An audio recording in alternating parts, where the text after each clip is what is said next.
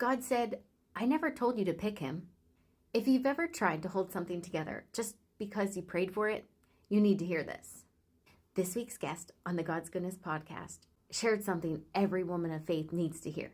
She was in a relationship that looked committed from the outside, but behind closed doors, it was draining her emotionally, spiritually, and even physically.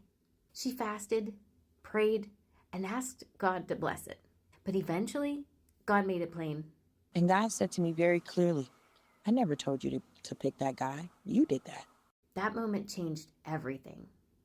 She realized she was asking God to sustain something he never authored. And it took seeing the impact on her children to understand the cost of staying silent. He said, let me ask you this. Would you want that for your daughter? That was the turning point. She obeyed, she packed up, left behind what was familiar, and trusted God to lead the way. What followed was supernatural. Peace, provision, and a relationship that reflected his heart for her. This week's episode is a reminder that God doesn't just deliver. You can rebuild with him. You can recover. And you can walk in freedom without shame. Listen tomorrow when this drops on the God's Goodness podcast. Follow for more real stories of faith and purpose. Share this with someone who needs to stop forcing what God never formed.